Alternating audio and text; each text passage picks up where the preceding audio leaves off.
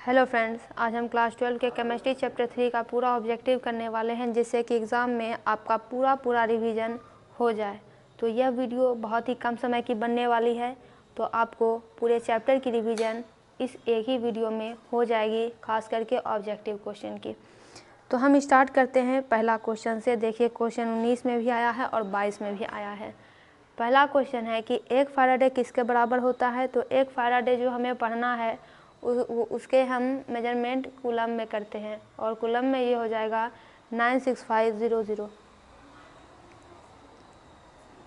फिर अपना दूसरा है कि what happens when a lead storage battery is charge. जब लीड स्टोरेज बैटरी को चार्ज करते हैं तो क्या होता है। तो उसमें सल्फ्यूरिक एसिड यानी H2SO4 रीजेनरेट करता है। हाइड्रोजन ऑक्सीजन जो सेल है वह किस प्रकार का सेल होता है। तो ये फ्यूल सेल होता है। फ्यूल सेल की डिफिनेशन पढ़नी है, और उसका एक एग्जांपल H2O2 सेल होता है। एक स्टैंड देखिए, यहाँ पे एक रिएक्शन दिया हुआ है, रिएक्शन हो रहा है 25 डिग्री सेल्सियस पे। यहाँ पे रिएक्शन देखते हैं, Ag+ है, इसने एक इलेक्ट्रॉन यहाँ पे Ag बना रहा है ये, उसके बाद और इसका आ रहा है 0.80 वोल्ट। फिर यहाँ पे Sn2+ है, ये भी Sn बना रहा है, और इसका है -0.14 वोल्ट, यानी ये दोनों है इसका स्टैंडर्ड इलेक्ट्रोड पोटेंशियल। तो आपको बताना है कि EMF इस सेल का क्या होने वाला है। तो देखिए, जब हम EMF निकालेंगे, EMF यानी इलेक्ट्रोमोटिव फोर्स, तो इसके सॉल्विंग में ये हो जाएगा प्लस में, तो ये हो जाएगा 4, ये हो जाएगा 9, तो इसका EMF हो जाएगा 0.94 वोल्ट। फिर 5 नंबर क्वेश्चन है कि गैल्वेनिक सेल में एनोड क्या होता है। गैल्वेनिक सेल में जो निगेटिव इलेक्ट्रोड होता है उसी को हम लोग एनोड बोलते हैं। फिर है कि उस सेल का नाम बताइए जिसमें केमिकल एनर्जी इलेक्ट्रोलाइटिक एनर्जी में कन्वर्ट हो जाती है। तो इस प्रकार के सेल को हम कहते हैं गैल्वेनिक सेल। और उस सेल में जिसमें कि हालांकि उस सेल के बारे में भी पढ़ना नहीं है, तो छोड़िए उस सेल को। जब यहाँ पे देखिए, when flow of electric current in a conductor is through the flow of electron, यानी कि जब इलेक्ट्रिक करंट किसी कंडक्टर में इलेक्ट्रॉन के थ्रू फ्लो करेगा, यानी इलेक्ट्रॉन फ्लो करेगा तो इलेक्ट्रिक करंट फ्लो करेगा, मीडियम है इलेक्ट्रॉन, तो कंडक्टर हो जाता है मेटलिक कंडक्टर्स। जो मेटल्स होते हैं, मेटलिक कंडक्टर्स होते हैं, उसमें जो इलेक्ट्रिसिटी की कंडक्शन होती है वो इलेक्ट्रॉन के मदद से होती है। फिर हम आते हैं 8 नंबर क्वेश्चन पे। क्वेश्चन नंबर 8 है कि स्पॉन्टेनियस सेल रिएक्शन कब होगा। ये तब होगा जब ΔG निगेटिव होता है। ये सब 1 नंबर के क्वेश्चंस हैं, और इन्हें रैंडम आपको याद रखना है। फिर है कि मान लीजिए कॉपर सल्फेट के सॉल्यूशन से, यानी CuSO4 से, Cu सिंबल होता है कॉपर का, SO4 होता है सल्फेट का। CuSO4 सॉल्यूशन से अगर 1 फैराडे की इलेक्ट्रिसिटी पास करती है तो कितना कॉपर रिलीज होता है। कॉपर रिलीज होता है 31.76 ग्राम। फिर है कि जब NaCl यानी सोडियम क्लोराइड का इलेक्ट्रोलाइसिस करेंगे तो कैथोड पे हमें मिल जाता है सोडियम यानी Na। फिर अगला क्वेश्चन हमें दिया हुआ है हाफ सेल रिएक्शन का, यानी हाफ सेल ही रिएक्शन दिया हुआ है, पूरा सेल रिएक्शन नहीं दिया हुआ है। देखिए Zn का, इसका हो जाता है 0.76।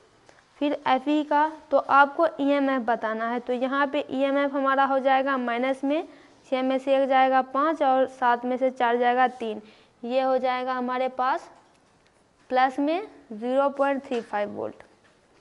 फिर है कि इसमें सेकेंडरी सेल कौन होता है। तो सेकेंडरी सेल हमारा हो जाता है lead storage battery. Lead storage battery की खासियत यही होती है कि इसमें जब चार्ज करेंगे तो सेल इसका अंदर मौजूद जो H2SO4 होगा वो रीजेनरेट करेगा। फिर है कि इलेक्ट्रोलाइसिस का लॉ किनका है। तो फैराडे का लॉ है। फैराडे का नाम माइकल फैराडे था, इन्होंने फिजिक्स में भी बहुत योगदान दिए हैं। फैराडे लॉ ऑफ इलेक्ट्रोलाइसिस किससे रिलेटेड होते हैं। तो ये रिलेटेड होते हैं इक्विवेलेंट वेट ऑफ इलेक्ट्रोलाइट से।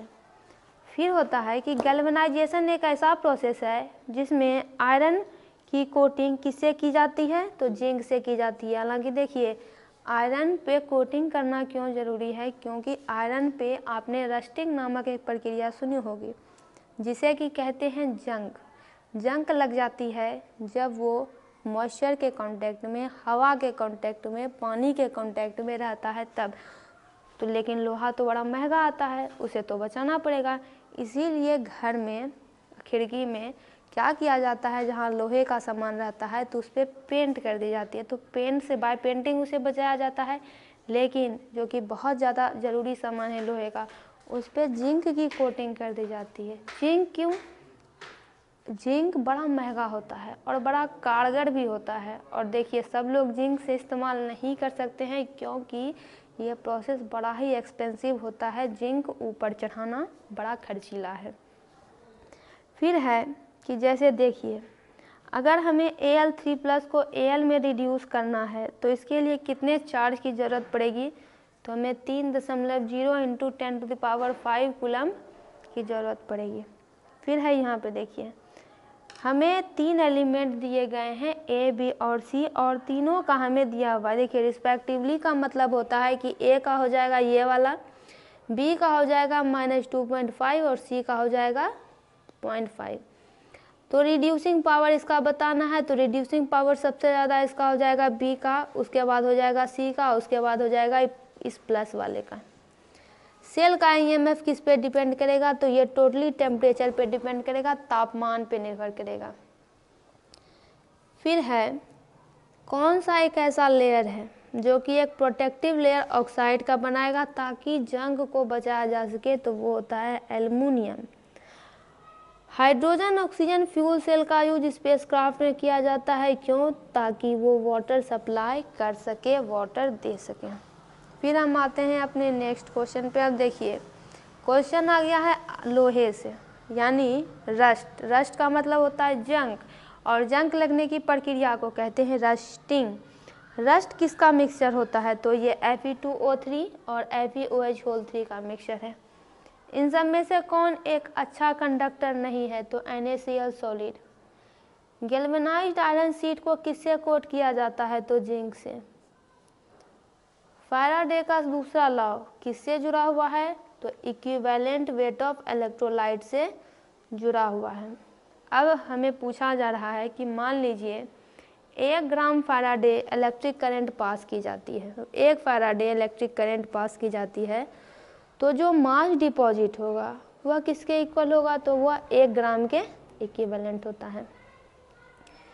फिर है कि उस इलेक्ट्रोड का नाम बताइए जिससे कि इलेक्ट्रोलाइटिक सॉल्यूशन में इलेक्ट्रॉन घुसते हैं, तो वो होता है कैथोड। देखिए जब सॉल्यूशन बनते हैं तो एक होगा कैथोड, एक होगा एनोड। कैथोड से इलेक्ट्रॉन इंटर करेगा।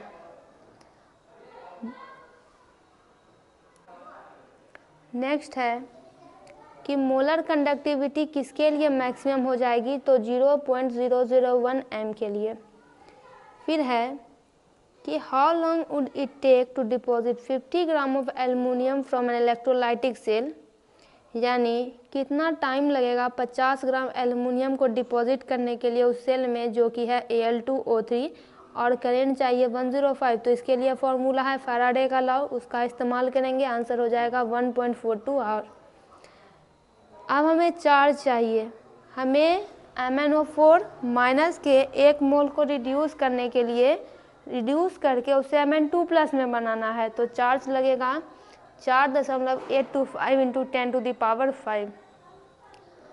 फिर है कि 100 ग्राम ऑफ कैल्शियम हमें प्रोड्यूस करना है कैल्शियम क्लोराइड से, तो कितना इलेक्ट्रिसिटी लगेगा, तो 5 Faraday. EMF of the cell for the cell reaction at equilibrium state, यानी सेल अपने इक्विलिब्रियम पर कब पहुंचेगा, तो 0 पर। यहाँ पे देखिए Zn2+ है, ये सॉलिड में है, ये एक्वस है, ये एक्वस है, ये सॉलिड है। ये किसका सिंबल होता है, तो डैनियल सेल का। आगे बढ़ते हैं।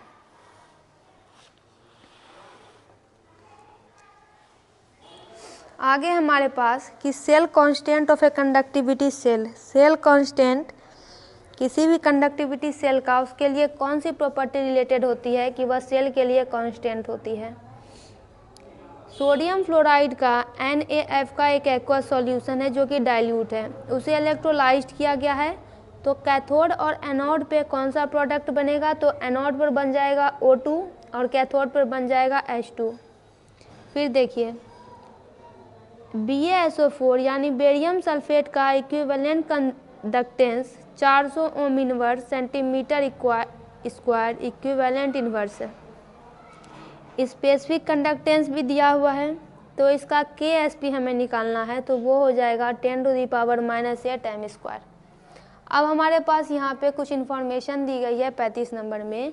यहाँ पे देखिए OH यहाँ पे +2H + 2E-। Standard electrode potential 1.30 volt. तो जब 2 pH होगा तो इलेक्ट्रोड पोटेंशियल कितना हो जाएगा, 1.42 वोल्ट। एक्वस सॉल्यूशन में हाइड्रोजन किसको रिड्यूस नहीं कर पाएगा, तो Zn2+ को। फिर हमारे पास है कि सबसे ज़्यादा स्टैंडर्ड ऑक्सीडेशन पोटेंशियल किसका होता है, तो मैग्नीशियम का होता है। इसके लिए आपको एक चार्ट देखना पड़ेगा, वहाँ पे साफ ये बात क्लियर की हुई है। फिर है कि जब NaCl को इलेक्ट्रोलाइज करेंगे यानी इसे सॉल्यूशन में डाला जाएगा तो कैथोड पे डिपॉजिट कौन हो जाएगा, तो हाइड्रोजन।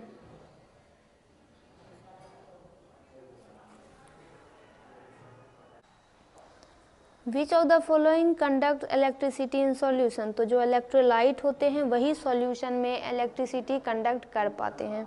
हमारे पास यहाँ पे कुछ मेटल्स का इलेक्ट्रोड पोटेंशियल दिया हुआ है, हाईएस्ट रिड्यूसिंग पावर निकालना है। तो देखिए यहाँ पे सबसे हाईएस्ट रिड्यूसिंग पावर हो जाएगा A का। सेल कांस्टेंट क्या होता है, तो L/A होता है, सीधा फॉर्मूला है। तो दोस्तों इसका पूरा ऑब्जेक्टिव कंप्लीट हुआ। आप सभी सब्जेक्ट्स के सब्जेक्टिव यहाँ देख सकते हैं। और सबसे बड़ी बात यह है कि आपको बहुत ही कम समय में सब कुछ समझा दिया जाता है, जिससे कि आप लंबे वीडियो देखने से बच सकते हैं और एग्ज़ाम टाइम में ज़्यादा से ज़्यादा तैयारी कर सकते हैं, क्योंकि आपको सभी सब्जेक्ट्स की तैयारी करनी पड़ती है।